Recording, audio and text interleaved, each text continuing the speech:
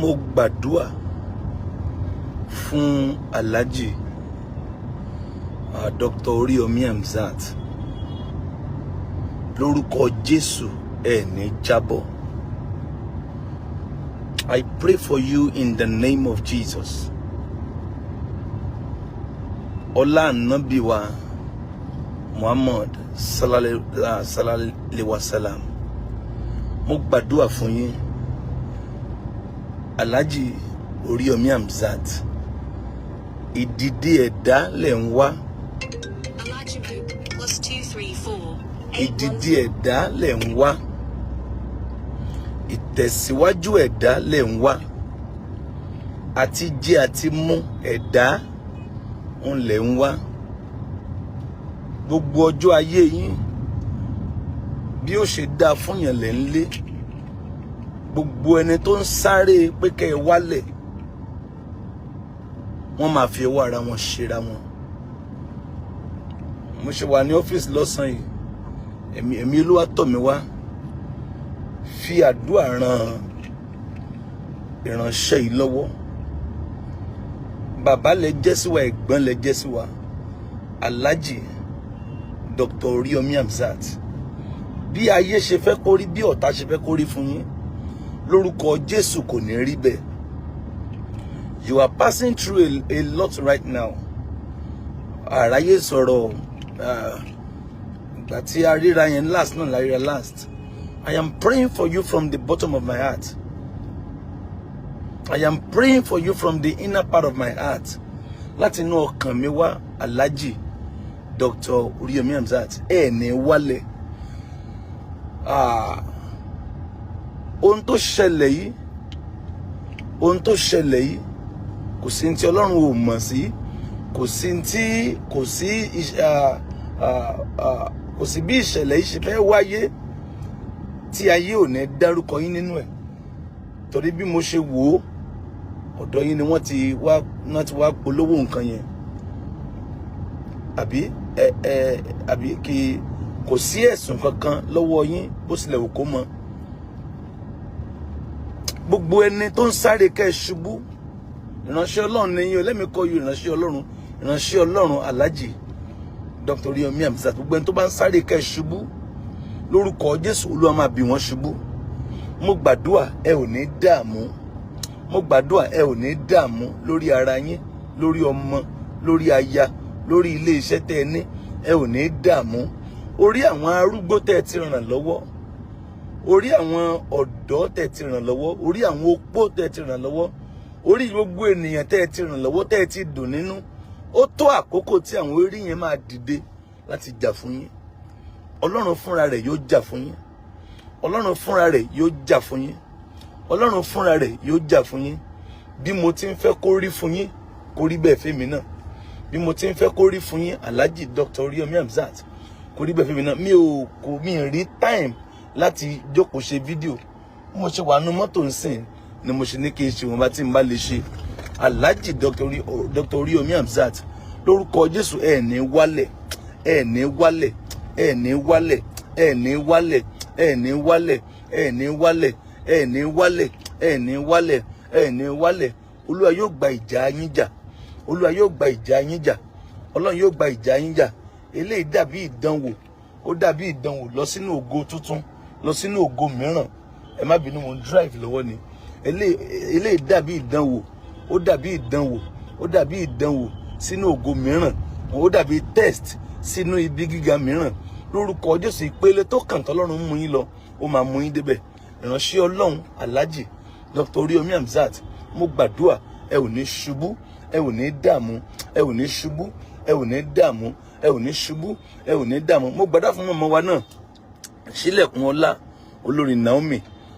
Mo receive message àwọn náà, bóyá látọ̀dọ̀ PA wọn, I don't know, bí a week àbí ó kù 2 weeks tí ìṣẹ̀lẹ̀ yẹn máa ṣẹlẹ̀. Mo rò pé mi mọ̀ bóyá program yẹn náà ní fẹ́ invite me, I don't know. So wọ́n text nígbà yẹn bẹ̀ tí mi rojú ráyè dá message yẹn lò ń lọ títí. Mo gbàdúrà mọ̀mọ́ olórí Naomi Sílẹ̀kùn Ọlá, lórúkọ Jésù ẹ ò ní ṣoore dáràn, ẹ ò ní ṣoore dáràn, ẹ ò ní ṣoore dáràn, ẹ ò ní ṣoore dáràn, ẹ ò ní ṣoore dáràn, ẹ ò ní ṣoore dáràn, ẹ ò ní ṣoore dáràn. Alhaji Dr. Oríyọmí Hamzat, ẹ ní ṣoore dáràn. Màmá Sílẹ̀kùn Ọlá olórí Naomi, ẹ ò ní ṣoore dáràn, ẹ ò ní ṣoore dáràn, ẹ ò ní ṣoore dáràn, ẹ ò ní ṣoore dáràn, ẹ ò ní ṣoore bọ́ sínú wàhálà, ẹ ò ní ṣoore bọ́ sínú ìdánwò. Olúwa yóò wà pẹ̀lú yín o, Olúwa yóò wà pẹ̀lú yín o, Olúwa yóò wà pẹ̀lú yín o, Olúwa yóò wà pẹ̀lú yín o, Olúwa yóò wà pẹ̀lú yín o, Olúwa yóò wà pẹ̀lú yín o, Olúwa yóò wà pẹ̀lú yín o, Olúwa yóò wà pẹ̀lú yín o, Olúwa yóò wà pẹ̀lú yín o, Olúwa yóò wà pẹ̀lú yín o, Olúwa yóò wà pẹ̀lú yín o. Alhaji Dr. Oríyọmí Hamzat, Olúwa yóò wà pẹ̀lú yín. Olórí Sílẹ̀kùn Ọlá Naomi, Olúwa yóò wà pẹ̀lú yín, Olúwa yóò wà pẹ̀lú yín, Olúwa yóò wà pẹ̀lú yín, Olúwa yóò wà pẹ̀lú yín. Ibikíbi tẹ́ bá wà, Olúwa yóò dì yín mú. Ọlọ́run yóò jẹ́ àlàáfíà yín, yóò jẹ́ okun yín. Ọlọ́run yóò jẹ́ àlàáfíà yín, Ọlọ́run yóò tù yín nínú. Ọlọ́run yóò jẹ́ àlàáfíà yín, Ọlọ́run yóò tù yín nínú. Ọlọ́run yóò jẹ́ àlàáfíà yín, Olúwa yóò tù yín nínú, yóò tù yín lọ́kàn, yóò tù yín nínú, yóò tù yín lọ́kàn. Ẹ ò mọ̀ pé bó ṣe máa rí nìyẹn, kò sẹ́ni lè mọ̀, kò sẹ́ni lè mọ̀. Chọ́ọ̀chì náà ń kọ́ńtró èrò, chọ́ọ̀chì náà àbí ibo ni crowd ti sí, ṣùgbọ́n tọjọ́ yẹn ó yí Ọlọ́run, tọjọ́ yẹn yí Ọlọ́run. Àdúrà mi ni pé àlàáfíà yóò bá àwọn ẹbí náà, gbogbo ẹbí tí nǹkan yẹn ṣẹlẹ̀ sí, gbogbo ẹbí tí ọmọ wọn tó tí wọ́n sọmọ nínú ìṣẹ̀lẹ̀ náà, mo gbàdúrà lórúkọ Jésù, Olúwa yóò tù yín nínú, Olúwa yóò tù yín nínú, Olúwa yóò ránṣẹ́ àánú sí yín, Ọlọ́run yóò ránṣẹ́ àánú sí yín, Ọlọ́run yóò ránṣẹ́ àánú sí yín, Ọlọ́run yóò ránṣẹ́ àánú sí yín. So Alhaji Dr. Oríyọmí Hamzat àti màmá olórí Naomi Sílẹ̀kùn Ọlá, lórúkọ Jésù, àánú Ọlọ́run kò ní fi yín sílẹ̀, àánú Ọlọ́run kò ní fi yín sílẹ̀.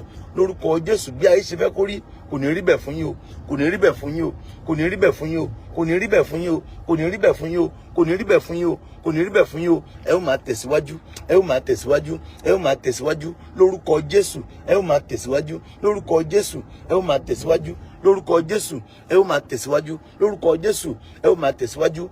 Bẹ́ẹ̀ ni yóò dẹ̀ rí. Ògo ni fún Olúwa, ògo ni fún Olúwa, ògo ni fún Olúwa, ògo ni fún Olúwa, ògo ni fún Olúwa. Jésù Olúwa wa, àmín. Ẹ má rẹ̀wẹ̀sì o, Alhaji Dr. Oríyọmí Hamzat, ẹ má rẹ̀wẹ̀sì, ẹ má rẹ̀wẹ̀sì. Aṣíwájú wa lẹ jẹ́ nínú gbogbo nǹkan wọ̀nyí, bàbá lẹ jẹ́ fún wa. Ẹ má rẹ̀wẹ̀sì, ẹ má káàárẹ̀, ẹ tẹ̀síwájú, ẹ tẹ̀síwájú, ẹ má rẹ̀wẹ̀sì. Ìwé orin wa ní máa ṣiṣẹ́ lọ, má ṣe wá ìsinmi, máa fúrúgbìn, olùkórè ń bọ̀, ojú Olúwa ń wo iṣẹ́ rẹ̀, àwọn màlẹ́kà mímọ́ wọ́n wọ̀. Bá ṣeré bá ṣe ibi, èrè iṣẹ́ rẹ̀ ìwọ ó gbà. Ire lẹ́ ń ṣe, ẹ ó gba ire lórúkọ Jésù, lórúkọ Jésù. Ọlọ́run ní fi yín sílẹ̀, Ọlọ́run ní kọ̀ yín sílẹ̀ o. Olórí Naomi, Ọlọ́run ní kọ̀ yín sílẹ̀, Ọlọ́run ní fi yín sílẹ̀. Ẹ kú iṣẹ́ aráàlú, ẹ kú kó lè dà lórúkọ Jésù. Ẹ bá àánú pàdé, agbára Ọlọ́run kò ní fi sílẹ̀. Gbogbo ìdílé tí nǹkan yẹn ṣẹlẹ̀ sí, Ọlọ́run yóò dì yín mú o, Ọlọ́run yóò dì yín mú o, Ọlọ́run yóò dì yín mú o, Ọlọ́run yóò dì yín mú o, in Jesus name. Ẹ ṣé o. Ẹ kàn jẹ́ ń fi ìkìlọ̀ díẹ̀ lẹ̀ fún àwa tí a máa ń lọ tí wọ́n tá bá ti ní ká wá gba nǹkan tá a máa ń lọ síbẹ̀. Ẹ jọ̀ọ́ kì í kúkú ṣe pé nǹkan yẹn ò ní kárí. Jẹ́jẹ́ mọ̀ pé táwọn èèyàn bá ní sùúrù, táwọn èèyàn bá ń ṣe sùúrù, táwọn èèyàn bá ń calm down láti gba nǹkan, Ọlọ́run gbọ́, nǹkan yẹn á tó àtúnṣekù. Kíní kan ni mo rí lára àwọn èèyàn wa, ojú kòkòrò. Ẹlòmíì ti gbà, ó tún fẹ́ gbà sí, àìnítẹ́lọ́rùn, àìní ìfarabalẹ̀. Wọ́n máa ní ẹ ní sùúrù kíní máa kárì. Ẹlòmíì ò ní gbọ́. Ẹ ní sùúrù, àwọn ìyá arúgbó, àwọn opó, àwọn ọmọdé, ẹ jọ̀ọ́, ẹ já máa ṣe sùúrù, ẹ já ṣe sùúrù. Kò sí ìtálá yóò fi ká iná mọ̀ pín nǹkan. Jésù gan fún rẹ̀, òun gan bọ́ ẹgbàájì èèyàn. Jésù fún rẹ̀, Mark 8 nínú ìwé Mark orí 8, Jésù fúnra rẹ̀ kò rán àwọn èèyàn lọ torí pé bí ń pa wọ́n. Jésù bọ́ ju gbogbo àwọn èèyàn tá à ń kó jọ ń sìn lọ. Jésù bọ́ jù wọ́n lọ. Ìgbà yẹn wọn dẹ̀kẹ́ ń ka obìnrin, wọ́n yìí ka ọmọdé. Níbì kan wọ́n náà ka ọkùnrin 5,000. Inú Mark 8 wọ́n ní wọ́n ka ọkùnrin 4,000 láì ka ọmọdé, láì ka àwọn ìyàwó wọn. Ẹ wá imagine ibi tán ti bọ́ èèyàn bíi 20,000, kí ló fẹ́ ṣẹlẹ̀ ńbẹ̀? Sùúrù ni, ẹ jẹ́ máa na sùúrù sí. Tálá yóò fi parẹ́ ni wọ́n máa pín nǹkan. Kò lè parẹ́ pé ká máa pín nǹkan, kò possible, because aláìní ò lè tán láyé. bó ti wà láì tó kọ́ ṣe ló ń bẹ ní ìsìn bẹ́ẹ̀ ní sọ nígbàgbọ́ ayé nìgbẹ́ fún àmì aláìní ò lè tán kò sí possible. Àwọn kan ó ní àwọn kan ó ṣaláìní ẹ lọ dìyẹn mú. Àwọn kan máa ní àwọn kan ó ṣaláìní. So in that case àwọn tó bá kù díẹ̀ káàtó fún tó bá ní ó yá o ẹ wá gba nǹkan o ká ṣe sùúrù ká ṣe sùúrù ká ṣe sùúrù yóò kárí ẹlòmíì bí kó tètè gbà kó máa lọ ẹlòmíì ojú òkòrò pé jẹ́ ń tètè gbà kí n tún lè gbà míì sí ẹ jọ̀ọ́ ẹ má já sọ àwọn yẹn lórúkọ mo fi Kristi bẹ̀ wá lórúkọ Jésù àmàrí ànúgbà Dr. ẹ̀gbọ́n wa bàbá wa Alhaji Dr. Oriyomi Hamzat, you know I love you, sir. You know I love you. Ọlọ́run yóò wà pẹ̀lú yín àtẹ̀yìn àti iléeṣẹ́ yín ẹ̀ ní jábọ́ lórúkọ Jésù ẹ̀ ní dààmú ẹni bá ní ẹ jábọ́ yóò fi ọmọ ẹ̀ kí in the name of Jesus. Ẹ pẹ̀lẹ́, God bless you. I love you. Mọ́mí Dr. Ṣílẹ̀kùnọlá Olórí Naomi ẹ pẹ̀lẹ́ mà ẹ pẹ̀lẹ́ mà ẹ pẹ̀lẹ́ mà. God bless you. Mi ò mọ hospital tẹ wá ní mi bá wá kí yín o. Mo rí mẹ́sẹ̀gì PA yín nígbà ìfẹ́ ṣe kíní yẹn. God bless you ma. Yóò dára fún yín o. Ẹ pẹ̀lẹ́ ẹ̀yin lovers wa ojú òní tí yín ẹ ṣé o. God bless you. I love you. Thank you so much. Ẹ má bínú mo drive ni. Nǹkan tí n bá ṣe lè báyìí mi mọ time tí màá tó ráyè ṣe. God bless you. I love you. Ẹ ṣé o. God bless you. Ẹ bá ń share ẹ bá ń share ẹ. God bless you.